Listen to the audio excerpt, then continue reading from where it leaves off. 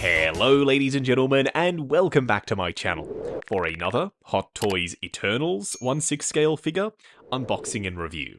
Today, we're taking a look at Gilgamesh. Now, I got mine at a discount from Pop Collectibles. As always, do your own research, make sure you are comfortable before buying. I have popped the link to their site in the description below, along with the discount code Justin's Collection, for 5% off your order if you do decide to buy from them.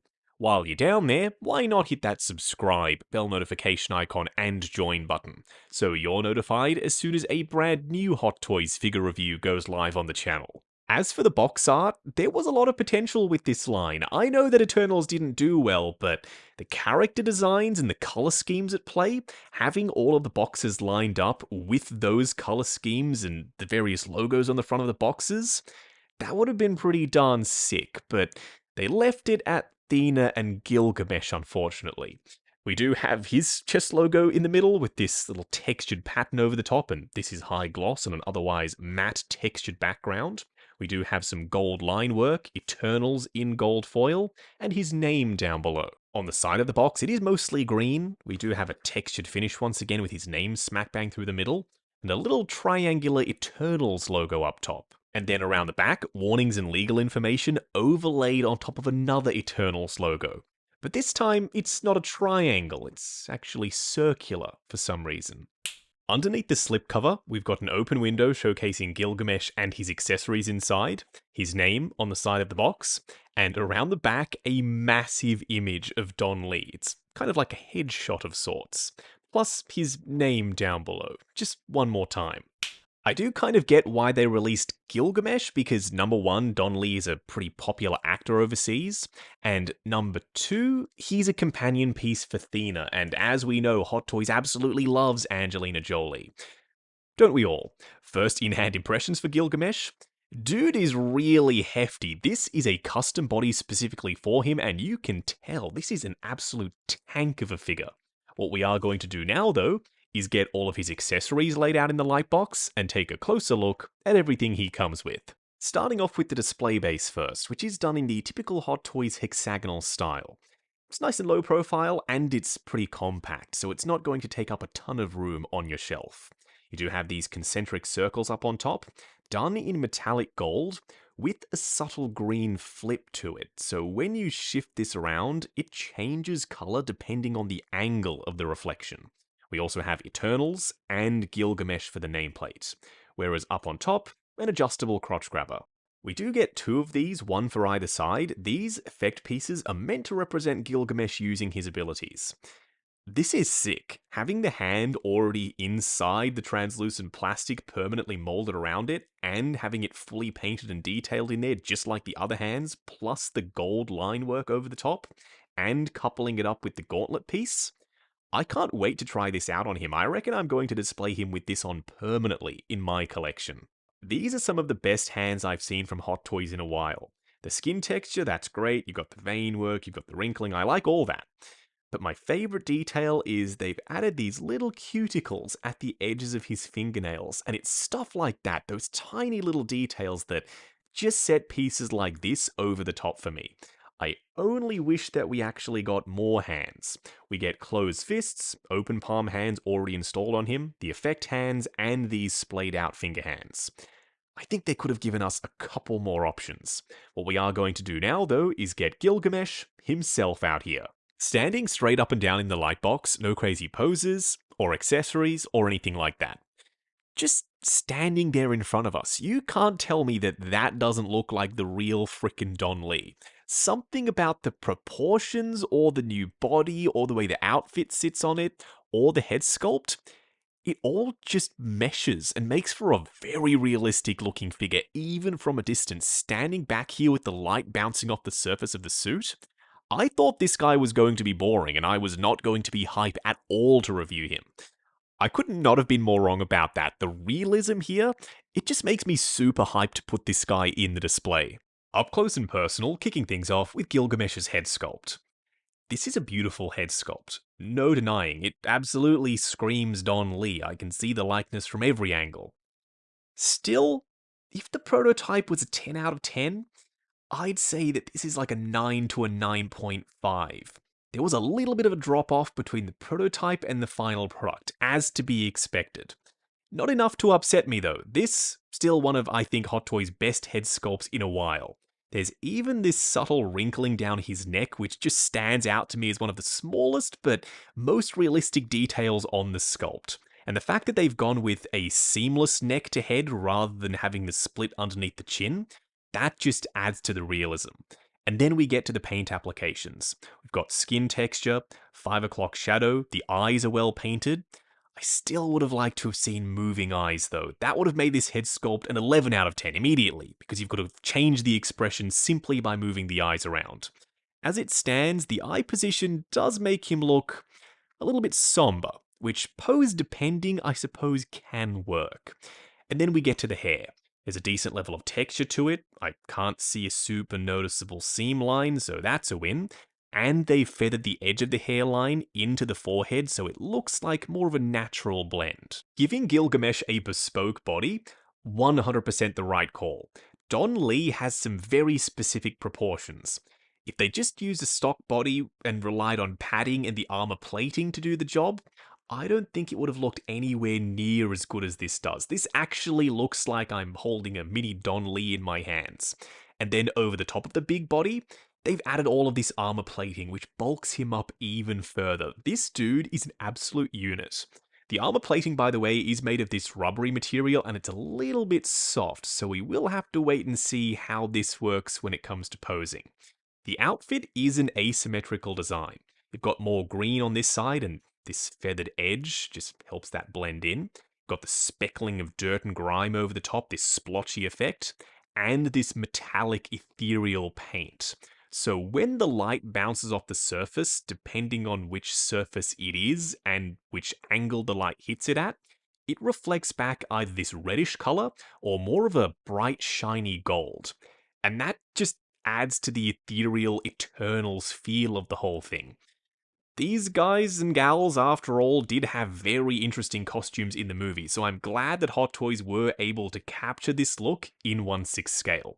They've even weathered the undersuit to make it look like certain areas are more heavily soiled. Oh, and you can get his arms really nice and flush down by his sides, which is impressive considering the size of the dude. These skirt pieces are made of a more rubbery fabric, and all of this design work is printed on the surface. I'm okay with that. Having all of this stuff line up, and the stitching being as sharp as it is and blending in with the armor plating swooshing down underneath this flap, I can't imagine this outfit was easy to put together and have everything line up. Plus, the skirt pieces are wired along the edges and the bottoms. Not this one though, this isn't wired. I'm glad they are, because the rubbery material is quite stiff, so it doesn't necessarily want to listen to you even with the wires. Without them, they would have been a darn chore to work with. Underneath the skirt pieces, his gold pants, which are also an asymmetrical design, different patterns from one side to the other, and plenty of that splotchy effect. They are quite shiny too, so when the light bounces off them, if you get him in a pose where his legs are exposed, they will stand out. His knee pads are separate pieces attached with Velcro, so no worries if they pop off on you, you can literally pop them right back on. And there's some silver dry brushing on the front that does almost blend in with the splotchiness for the green parts on his outfit. Then down here for the boots, they are made of a softer rubbery plastic, and it's a split cut boot design. Weathering everywhere, soiling in the crevices, and some sculpted tread, with some lighter dry brushing to simulate dirt over the top. On the underside of his shoes, something that you'd normally never actually see. Now don't forget, he does come with some energy effects that I'm curious to try out. Energy effect is the right word to use, yeah? At least I think it is. This is the construct he makes so that he can demolish creatures and enemies in the movie. Having it be translucent plastic so you can see the outfit, the gauntlet, and the hand poking through it, it does convey the effect that it's just some gold line work floating in midair. Okay, you can see the seams and the gaps up close. From a distance, you can't deny that that does look like how it looked in the movie. And you get a set for either side. For a quick side-by-side comparison, here we have Gilgamesh next to Athena. Believe it or not, this is the entire Eternals line by Hot Toys. Gilgamesh is taller than Athena, but they complement each other beautifully. Athena's been standing alone in the display ever since she released, and that's a pretty lonely look for just having one Eternal in an MCU collection. Now that I have Gilgamesh, at the very least we have a pair that makes sense. In the movie, these two were paired up, so seeing them standing together, it does make me happy.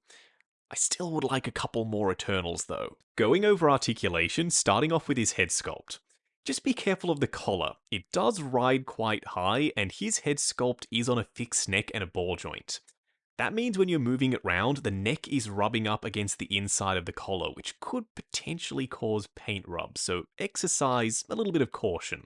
Looking forward to there, looking back to there, swivel, and pivot side to side. His shoulder pads will just slide over the top of this trap armor. His arms will go up to there. They also go nice and flush down by his sides, which is pretty impressive considering the size of the arms. Going forward and back, butterfly joint at the shoulder that hinges up and down. Swivel at the bicep, double bend at the elbow going past 90. Then for the wrist peg, it's a hinge and swivel. Okay, so the torso armor is very solid, so I'm not expecting a ton of range here.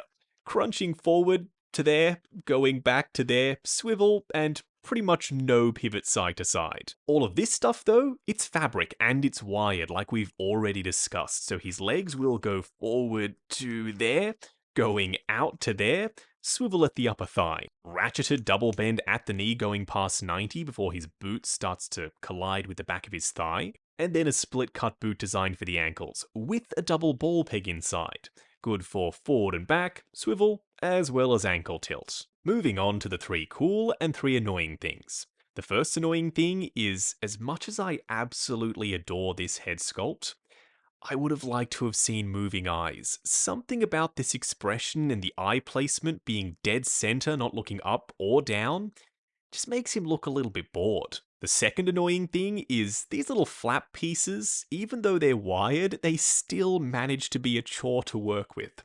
I guess the material is just too thick and the wires aren't strong enough, because these side ones, they just flare out constantly. No matter what I try to do to them, they will not sit flush. The third annoying thing is they aren't continuing the Eternals line. Athena and Gilgamesh, they're cool, don't get me wrong. I would have at the very least liked to have seen the main characters from the film. At least in my opinion they were. Icarus, Circe, and Sprite. They decided not to do that, and I know it's not fair to pin it on Gilgamesh, but he was the last figure announced in the line, so I thought it was worth bringing up. The first cool thing is they nailed these effect pieces. Having them be optically clear and this piece being in the same shape as the gauntlet, it just blends in and you can see the hand poking through, and then they've added all the gold detail over the top. These, they're dope. The second cool thing is how they've designed the armor for the upper torso. Having the shoulder pad be on Velcro so that it can slide over the top of this trap piece, but when it's sitting down, it looks nice and flush. It's just very clever. The third cool thing is how ethereal this outfit feels. It's metallic in a way that it reflects back different hues depending on the piece of armor and the angle that the light hits it. We've got all the intersecting circles, the scripture, and the splotchy effect on the surface. It is a very visually interesting outfit. Wrapping up on Hot Toys The Eternals Gilgamesh.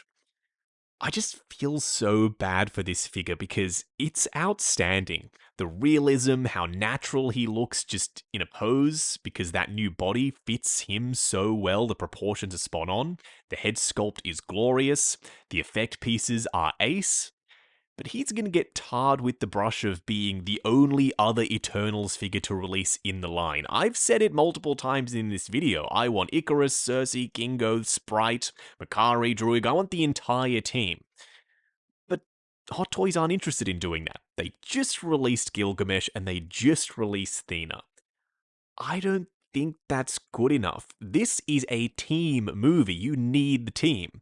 And as unfair as it is to pin that on Gilgamesh, as solid of a figure as he is, it's just going to happen. People are going to skip this guy because they can't get their favorite Eternal or the rest of the team. I understand it.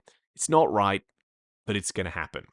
Unless, of course, you're a massive fan of Don Lee or Gilgamesh specifically, then, yeah, go for it. You are going to love this release. From a quality standpoint alone, I'm extremely satisfied. Now, I got mine at a discount from Pop Collectibles. As always, do your own research. Make sure you are comfortable before buying. I have popped the link to their site in the description below, along with the discount code Justin's Collection, for 5% off your order if you do decide to buy from them. While you're down there, why not hit that subscribe, bell notification icon, and join button, if you like the sound of seeing your name in the end credits of my reviews. Like, comment, and subscribe. We'll catch you in the next video.